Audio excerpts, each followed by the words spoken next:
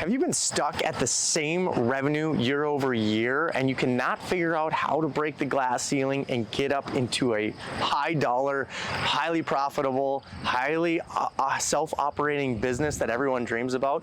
Well, I'm gonna break down exactly how I took my business from literally $1 million of revenue, literally from 1 to 5 years, that's all I could do. And then the last 7, 8 years, my company is literally 10x from that point. So stay tuned, we're gonna dive into it right now. All right, so let's break down what a construction company, or in this instance, in this example, I'm gonna walk down through a construction company because that's what I own and that's what I've scaled. But I think construction is also one of the harder industries to scale. It has the highest failure rate, even over restaurants, yes. Construction's tough. There's a lot of different overheads, we'll call it, right? Like you have the guy working out of his truck, you have the guy working out of his, and then you got an operation, you got someone that has overhead like you see behind me. And we're walking one of my job sites right now because, I mean, this is just things that are going on. I don't really know what's going on, but I know that they're trying to get a project done. That's about what I know in the end as the owner. And that's what you need to get to. You can't be knowing everything that's going on. You really shouldn't be, right? Like my job is to be 10 steps ahead of my company so that I have new opportunities coming in all the time. Because if you scale a company and you're only thinking 2 to 4 weeks out, and you're like, I don't have any jobs, so hey, I need to start doing social media posts and marketing, and so I could pour some concrete or build a deck or build a house. You know, that's just not, you're not gonna be consistent enough to actually get a business to grow. So I was sitting at $1 million for a few years, and my story goes is that I grew up with my dad literally from 6 years old. I literally was right by his right-hand man the entire freaking time, and he taught me everything, how to finish concrete. That was one of my passions. And he taught me how to build houses, and he taught me, but very small crew. It was 4 people, 5 people. We didn't, that's all my dad wanted. That's what he said. And more people, more problems in his opinion. And in some cases, he's not wrong, right? Like, yeah, but I wanted more problems, right? Like I want people to understand they want more problems. Because if you can solve really big problems, guess what? You get paid really well, and you might actually build a company that is worth something one day. If you're just solving little issues like how to build someone's deck and how to build a step and landscape, that's fine. If that's all you want to do, you want to make that customer happy, do the job yourself, great. But guess what? You're going to be doing that your entire life. You're going to be doing about $1 million a year, and you're going to always say, I don't want any more problems. And that's just because you're just not thinking big enough. I'm definitely a visionary for my company, and I think you need to be a visionary for your company if you're watching this. And I don't care what you own, right? This could be a restaurant, coffee shop, this could be a mechanic shop, anything you want it to be. Now, I deal with construction, right? So I'm going to resort this to construction because I think it was just as hard in the scaling purposes that I didn't have, in the beginning, really where my problems lied in that 1 to 5 years, why I was always stuck doing about the same revenue, a little more each year, 20%. That's shit. Some days you don't even know if that keeps up with inflation, but you have to be able to understand that you gotta scale. So I need to be able to do more jobs. So if I'm always doing $20,000 or $30,000 and a big job to me is $50,000, well, I'm just not going to be able to do that many jobs, right, as a small contractor to hit the volumes that I need. So again, I reverse engineer. I relayed this back. Maybe you don't even have a construction company yet and you're trying to figure out how to scale, or maybe you're trying to figure out how to start one, or start a business. Go and watch the video I literally just shot, and how you can actually take your business from like all the way up to $100,000 in revenue, because that's an entirely different piece. You're very involved. So go back and watch that video. It's very good if you're just starting out in the beginning, and it goes really well with this video. But if you're trying to take your company's at $1 million and you're trying to take it to 10 million, you can't be doing the same things that you were.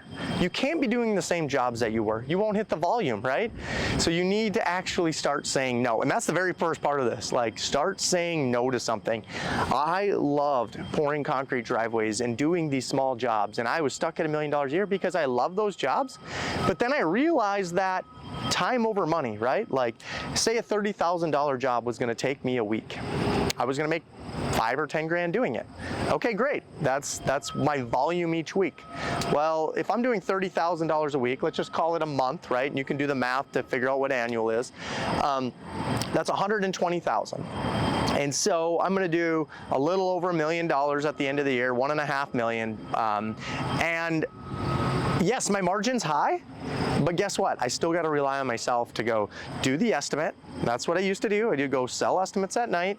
I would freaking pour concrete all day or build or whatever I'm doing, manage jobs, and then I would literally do all the accounting in the mornings or at night again. And so I'm just working all the freaking time because I'm so reliant on me doing the accounting, me doing all the operations, and me trying to do all the estimates or sales for my company.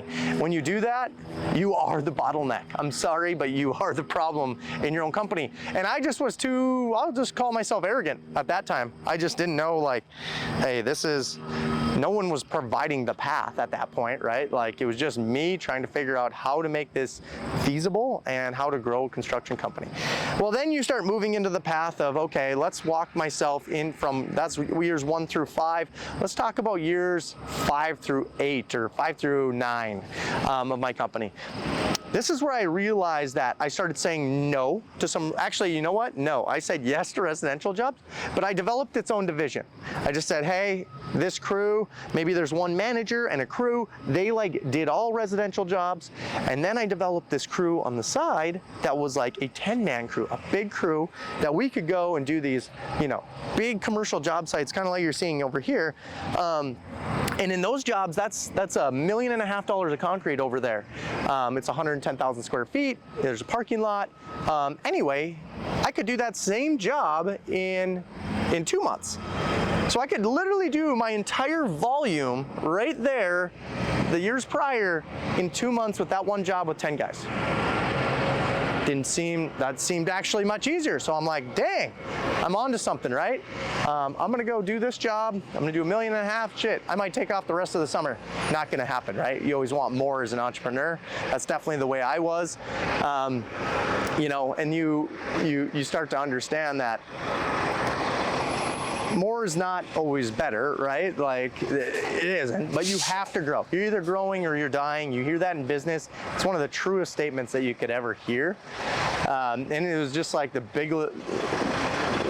got to humble yourself and really ask for help, though. Because I could not, how do you get a track record to do a job like that, right? Usually you do, maybe a job like we're looking at here. This is just a big concrete path, maybe this is a couple $100,000. You can't just go and get $1.5 million job unless you have a track record that you can perform that in a good timely fashion. And if you're just learning how to do that job, you're probably not the most efficient, right? So it was some things that I was learning that I kept hitting these glass ceilings because I ended up getting yes on some $500,000 jobs. These were huge jobs from when I was doing residential days. But I started saying no to some more residential because I started getting more yeses in commercial. Meaning my average job size grew from, let's just say that 30,000 into, more like 150,000. So now it's like I can do about 150,000 every week because it was a time over money thing, right? Like I could do $150,000, lower margin again, but I could get higher, better personnel to perform the job. We could do more volume, and that's how I would continually keep to grow my concrete business at that time. But this can go towards anything, right? Like you have to start saying no to products, or if say you own a coffee shop, you can't just have one location and double the income in it, right? You probably can through different strategies, but you're gonna have to go and scale the operation, right? You're gonna have to coffee shop here, you're gonna have one there, you have to do breakfast now, and you have all these other moving parts. And when you're doing stuff like that, you just actually have to scale the operation, meaning you are not the operator of that coffee shop. I am not the guy pouring concrete anymore. I am now the leader, the one trying to produce it. And that's what's gonna break you out of 5 million plus, right? And I'm talking in the terms of construction because that's about what it is. If it's a coffee shop, that'd probably be like owning 3 stores. Some people cannot imagine doubling their business. I have a restaurant. how do I have two operating? I have so many problems with one. No, actually the problem is probably you, because you don't hire the right personnel, and you're probably relying on yourself being the hostess fill-in, being the server fill-in, being the cook fill-in, being whatever, right? So I was like, tell people, it's like, you usually are your biggest issue on growing. Some people come to me and it's like, why aren't you doing 250 million in revenue? Again, it's just me. I can't think that fast and big. Can I reverse engineer and figure out how to do that? Yeah, it takes strategy and time to figure out how I take my construction company from 25 million now today to 250. So it's a strategy change. So anyway, that 5 to 9 million, I really developed a leadership team. I was not the person making every decision anymore. I had a group of people that I trusted. They were with me for a while. We made decisions together. I wasn't making them all the time, which is key, right? Now I'm removing myself from this position. I lost margin there. My margin probably went from 30 to 15 at that level. And there was a couple years where I didn't even make revenue because I was investing it all back in the company, into people to help grow the company. And then let's talk about the last 5 years. My business is about 14 years. I do development these days, 20, 30, $40 million in development every year. I also do about 25 million in construction, whether it's third party or third party meaning working for another person, or my development company. So we do quite a bit of volume.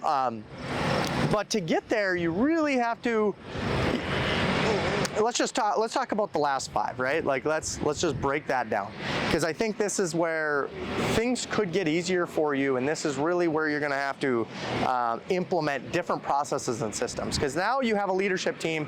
Now you need to have people accountable for certain things. Who the hell runs your marketing? Who the hell runs the sales? Who is focused on it all freaking day? Who the hell is focused on your operations? One head to chop. You don't have 4 heads to chop in operations. It's one. Who is accountable to make all the other people run? Because you could have 14 operational people, but you need to have that ops person.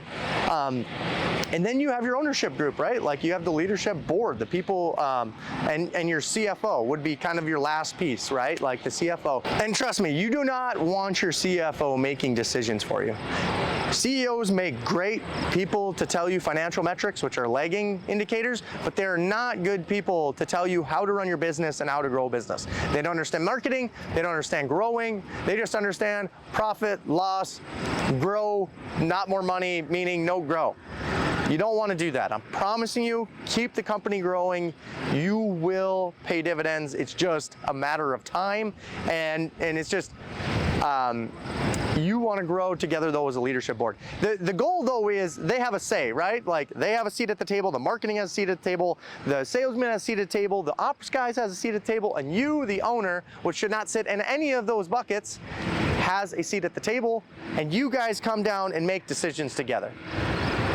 You do not want to make them yourself. You're guiding, right? You're not the decision maker anymore. And that's how really you're going to take your company and remove yourself. And now, today I spend a couple hours a week at my construction company. I'm very grateful for that. It cost me a lot of margin to do that. But now today, that if anything were to happen to me, I pass away, whatever, the company's worth something, or it can operate itself, it's not going anywhere, and that, you can really get yourself outside your comfort zone. How long did that take me? Well, it took me 14 years. Well, actually, probably took me more like 12 years from the day I started. But if I would have started at day 1, I could have had that fully operational by year 5, but I was too arrogant. I didn't educate myself enough on that. I wouldn't hire people. I would pay people cheap, and I would just take whatever people I get. I didn't have a culture at that time. I just kind of took what I could find. And when you start hiring for culture over, I don't care how much experience someone has, I don't care how much schooling someone has, if they have a really good fit and a really good drive with a really good attitude, and they have capacity to do the job, I'll teach anyone, right? Like those people are the unicorns of your business. I hear some of the most successful people, it's like someone was styling hair, and now they manage one of the best coffee shops or the best tire shops in town. I mean, you hear these stories all the time. It's like, it's not the person, it's not how educated they were in that sales position or general manager. It's what their drive is, what their attitude is, how they carry themselves, how are they to communicate with. Maybe they're a very good team player. Maybe they're a team leader. And they were just being underutilized because they thought that was the path for them, the only path. So hopefully you learned a little bit. You kind of take yourself from that 1 million to 5 million, where you're just starting to say no to some things. You're starting to introduce different level size jobs. You're going to have to reverse engineer that. From the 5 to 9, you're, in my world anyway, you could probably, use whatever chart you need to kind of adjust the revenues here. But in construction, that to break the $10 million, you really got to have a leadership team kind of starting to develop, hiring for all your weaknesses, start breaking out divisions if you can, start saying no a lot more to the jobs that you can't, otherwise you won't hit your volumes. And then to really break it free from 10 million up to 25 million, it was really gathering that leadership board, thinking way out in the future, trying to grab jobs and backlog, as we call it, meaning future jobs, where we have a rotating amount of jobs coming in all the time. I'm developing jobs 3 years in advance, and I'm vertically integrated with my construction company now. And then I have a management company that manages and operates these properties for our investors. I'm really vertically integrated, meaning I can produce the project as a developer. I can go and raise the money with investors, other people's money. No one grew a business just using all their money. And maybe they did. That is not the easiest way to go about. It's very slow. Leverage other people's other money, make them a lot of money, and guess what? They'll be great to you and your company will take off. But then we also do all the construction. And then when the construction's done, we manage the job all the way to the end. That is your top tier. That is my path from 25 to $100 million. That'll be the next video. I'm not there yet, but I hope to share that story as soon as possible.